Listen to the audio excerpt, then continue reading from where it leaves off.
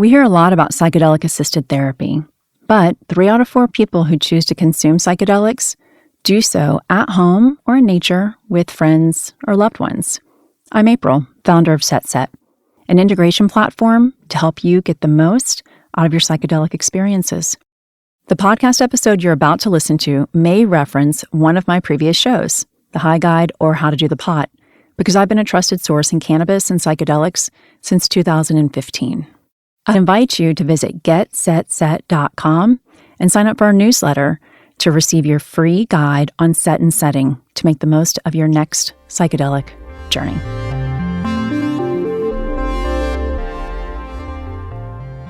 This podcast discusses cannabis and is intended for audiences 21 and over.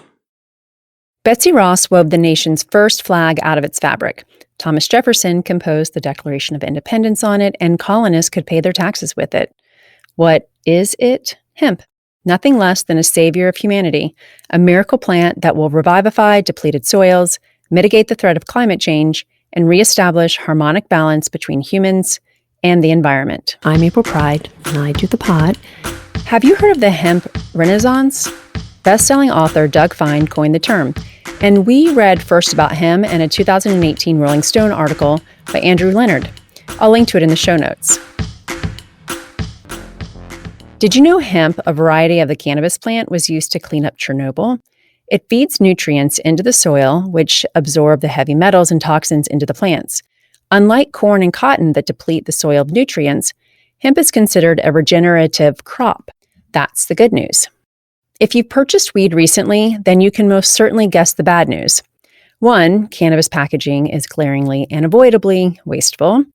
2, cannabis is a water-intensive crop, requiring unsustainable amounts of resources. And 3, illegal grows result in polluted watersheds, cause runoff, and other environmentally destructive outcomes. Typically, pre-rolls are packaged in plastic doob tubes, which takes the fun out of smoking the surprise inside. Recently, I was thrilled to see that Washington-based Valcana, shout out, Deep Sea, switched its packaging to paper tubes that are fully recyclable. Brands are not entirely to blame for superfluous packaging. State regulations vary, but most require brands adopt cumbersome yet effective child-proof packaging. When buying your hemp or cannabis products, look for brands that choose paper packaging instead. Considering the current climate, now is the time to incentivize lawmakers to consider the environmental implications of their policies. There is clearly no other choice and thus no excuse, sadly. Our high five on how hemp helps the planet. Number 1, hemp has the ability to pull huge quantities of carbon dioxide out of the atmosphere, more than other trees or plants of similar size. Number 2, hemp plant roots reach deep down to hold the soil together, which reduces erosion. Number 3, hemp is naturally resistant to insects and predators, so there's no leaching of chemical pesticides. Number 4, the plant has a quick growth rate, making it an excellent ground cover crop, leaving less room for weeds and reducing the need for harmful herbicides. Number 5, since the hemp plant absorbs toxins and is not regulated, it really matters who you buy it from. Check out dothepot.com for our tips on the questions you should ask about quality and testing.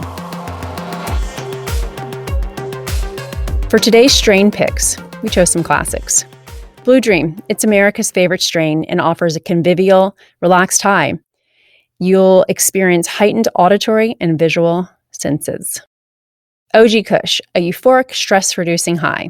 It's a foundational strain of West Coast cannabis and offers immediate, heavy effects. Sour Diesel, or Sour D. It's a focused, long-lasting high. Definitely know that less is more, and you can expect your mood and the munchies to be boosted.